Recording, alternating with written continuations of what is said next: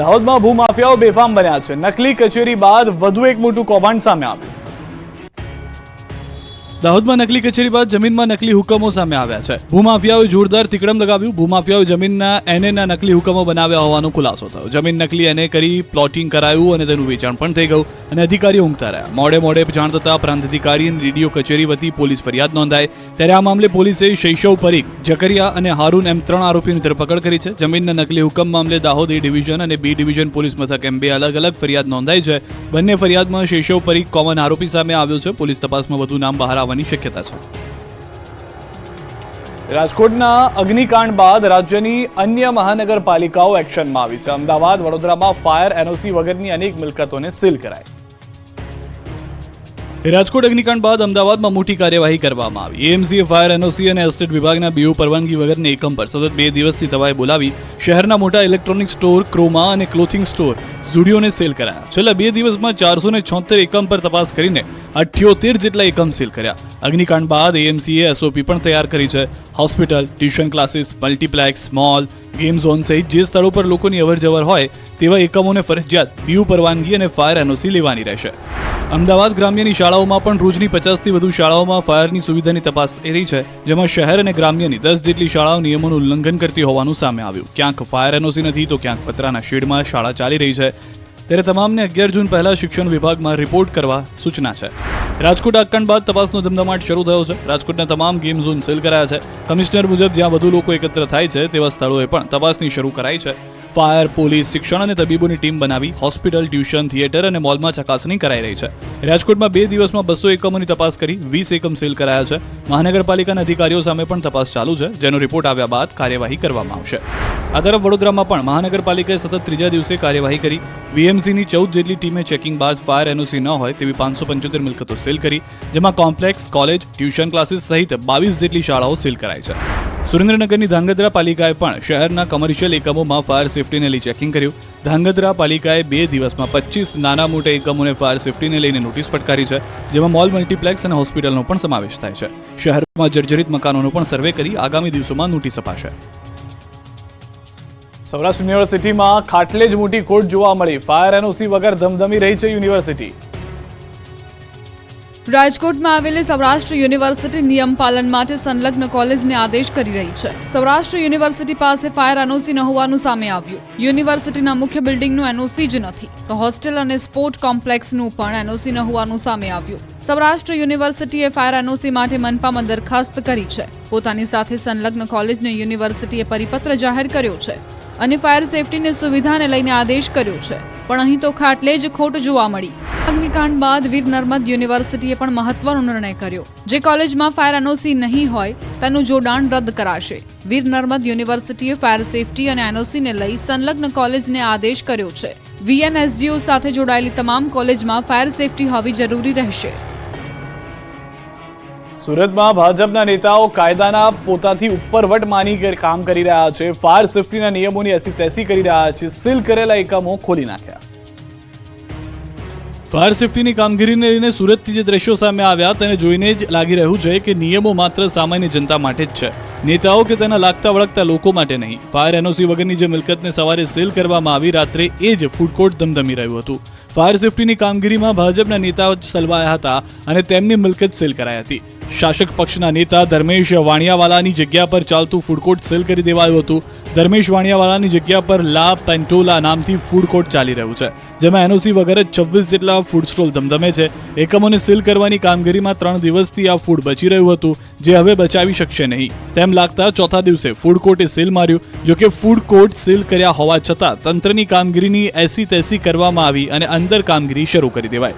તો બીજી તરફ સુરતમાં ભાજપના કોર્પોરેટરના પુત્રની દાદાગીરી સામે આવી.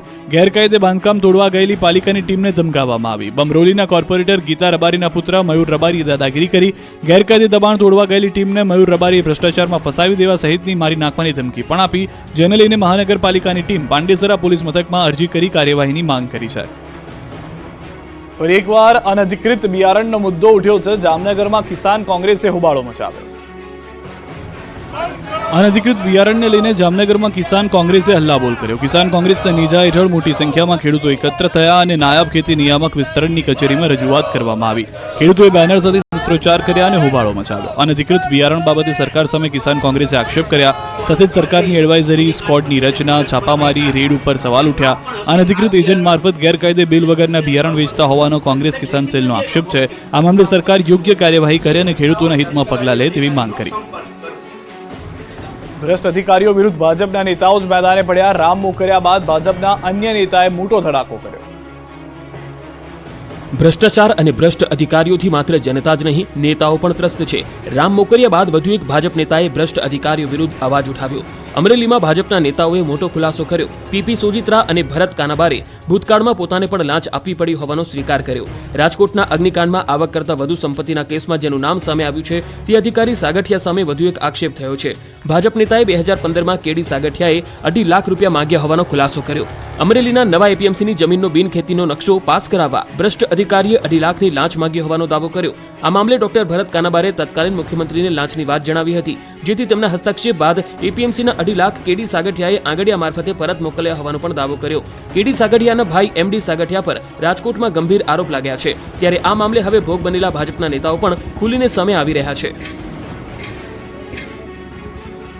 શાંત અને નિર્વિવાદ ગણાતા જૈન સમાજમાં મોટો વિવાદ સર્જાયો, જેના કારણે જૈન મુનિઓ અને સાધ્વીઓને આંદોલન કરવાની ફરજ પડી. બનાસકાંઠાના ધાનેરામાં જૈન સમાજમાં મોટો વિવાદ સર્જાયો. વિવાદનું મૂળ શહેરમાં બની રહેલું ઉપાશ્રય અને દેરાસર છે. દેરાસર અને ઉપાશ્રયની જગ્યાએ માત્ર ઉપાશ્રય બનાવવાનું કામ શરૂ કરાતા મામલો ઉગ્ર બન્યો અને જૈન મુનિઓ અને સાધ્વીઓને ઉપવાસ આંદોલન કરવાની ફરજ પડી. 14 જેટલા જૈન સાધ્વી અને મહારાજ ઉપવાસ પર ઉતર્યા અને ઉપાશ્રયનું કામ બંધ કરવાની માંગ કરી. તેમ છતાં નવા ટ્રસ્ટીઓએ કામ બંધ ન કરતા મામલો ચેરિટી કમિશનર સુધી પહોંચ્યો. આ દરમિયાન ધાનેરા તપગચ્છ જૈન સંઘના નવા સદસ્યોએ પ્રેસ કોન્ફરન્સ કરીને જૂના સદસ્યો મનમાની ચલાવી રહ્યા હોવાનો આરોપ લગાવ્યો. જૂના ટ્રસ્ટીઓ છેલ્લા 10 વર્ષથી કોઈ પદ પર ન હોવા છતાં સંઘની એકતા તોડવાનું કામ કરી રહ્યા હોવાનો આરોપ લગાવ્યો. સાથે જ 166 માંથી માત્ર 25 પરિવારો જ દેરાસર બનાવવાના પક્ષમાં હોવાનો દાવો કર્યો. નવા ટ્રસ્ટીઓએ મીટિંગ બોલાવી આ મુદ્દે મતદાનની પણ માંગ કરી અને જિનાલય અને ઉપાશ્રય બંને માટે બહુમતી હશે તો બંને બનાવવાની તૈયારી દર્શાવી. ત્યારે આ મામલે સુખદ સમાધાન થાય તેવી જૈન સમાજના અનુયાયીઓની માંગ છે. હવે વૃક્ષ કાપશો તો ખેર નથી. વૃક્ષોનું નિકંદન કરનાર કંપની સામે એએમસી થયું લાલઘૂમ. અમદાવાદ શહેરમાં વૃક્ષો કાપનાર કંપની સામે એએમસી લાલઘૂમ થયું અને લાખોનો દંડ ફટકારી દીધો. પોતાની કંપનીની જાહેરાત માટે વૃક્ષ કાપનાર બે કંપનીને અમદાવાદ મ્યુનિસિપલ કોર્પોરેશને ₹50 લાખનો દંડ ફટકાર્યો. ખાનગી કંપનીઓએ જાહેરાતના બોર્ડ દેખાય તે માટે ડિવાઈડર પાસે રહેલા વૃક્ષો કાપી નાખ્યા, જેથી એએમસીના ગાર્ડન વિભાગે દંડ ફટકારીને નોટિસની કાર્યવાહી કરી. એએમસીના ડેપ્યુટી કમિશનરે જણાવ્યા પ્રમાણે આ કંપનીઓએ ગેરકાયદે વૃક્ષોને કાપી ટેન્ડરની શરતોનો પણ ભંગ કર્યો, સાથે જ પર્યાવરણને મોટું નુકસાન કર્યું છે. મનપાએ આ કૃત્યને નિંદનીય ગણાવી ચિત્રા બી, પબ્લિસિટી અને ઝવેરિયન કંપનીને ₹50 લાખના દંડની નોટિસ ફટકારી છે. એટલું જ નહીં, ગાર્ડન ખાતા તરફથી ફરીથી 2000 મોટા ઝાડ રોપવામાં આવશે, જેનો 2 વર્ષનો ઉછેર ખર્ચ પણ બંને કંપનીએ કરવાનો રહેશે. સાથે જ 7 દિવસમાં દંડના નાણાં જમા કરાવવાનો એસ્ટેટે જાહેર ખબર વિભાગે આદેશ આપ્યો છે. બંને ખાનગી કંપનીએ ઝાડના ઉછેર માટે ડાયરેક્ટ ગાર્ડન વિભાગનો સંપર્ક કરવાનો રહેશે. અંબાજી જતા માઈ ભક્તો માટે શરૂ કરાઈ છે વિશેષ સુવિધા. ભક્તોને ગરમી વચ્ચે દર્શન સાથે મળશે ઠંડક. હવામાન વિભાગની આગાહી વચ્ચે રાજ્યમાં કાળઝાળ ગરમીનો પ્રકોપ યથાવત છે. ત્યારે શક્તિપીઠ અંબાજી મંદિરમાં આજથી વિનામૂલ્યે છાશનું વિતરણ શરૂ કરવામાં આવ્યું છે. દરરોજ હજારોની સંખ્યામાં માઈ ભક્તો જગત જનનીમાં અંબાના દર્શને આવતા હોય છે. ત્યારે આ ભક્તોને ગરમીના પ્રકોપ વચ્ચે રાહત મળે તેવી આશયથી મંદિર ટ્રસ્ટ દ્વારા મહત્વનો નિર્ણય કરવામાં આવ્યો છે. ઉનાળાની સિઝનમાં વધી રહેલ હીટસ્ટ્રોક અને ડિહાઇડ્રેશન ઘટનાથી બચવા માટે છાશનું વિતરણ શરૂ કરવામાં આવ્યું છે.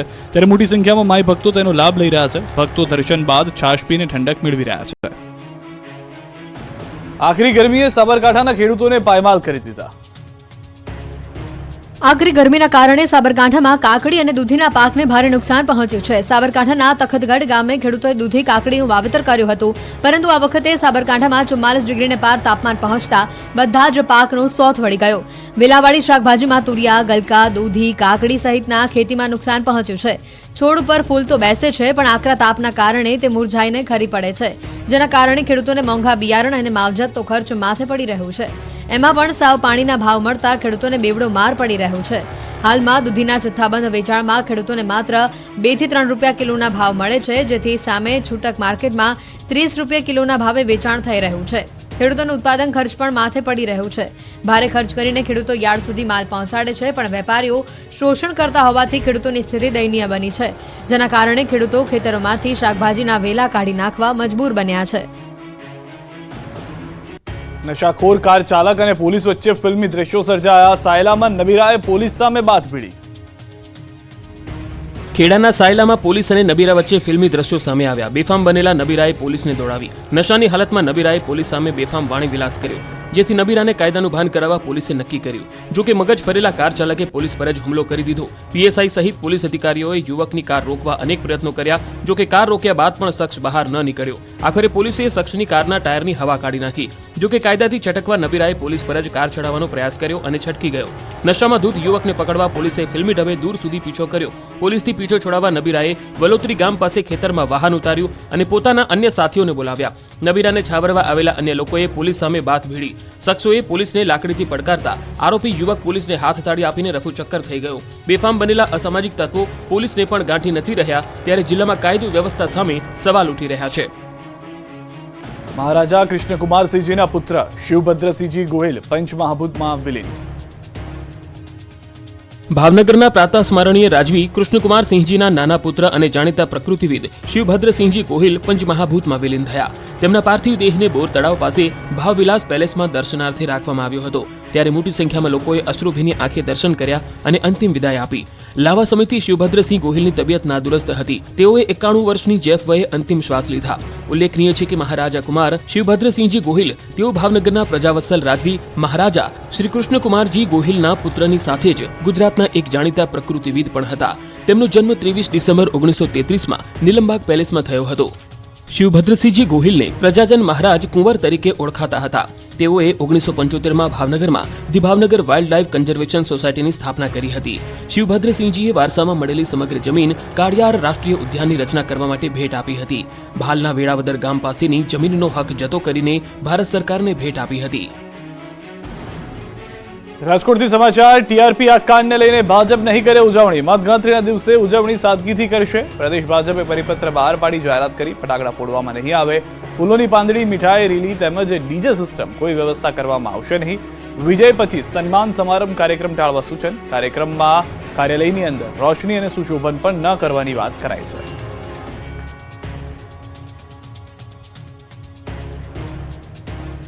ખેડાથી સમાચાર. અસામાજિક તત્વો સામે એક્શન. પોલીસ પર હુમલાનો કર્યો હતો પ્રયાસ. આરોપીના ઘરે પોલીસ લગાવી ચૂકી છે નોટિસ. મફા ભરવાડ સહિતના આરોપીઓને નોટિસ. 2 દિવસમાં હાજર થવા પોલીસની નોટિસ. પોલીસે આરોપીઓની ગામમાં કરી શોધખોળ.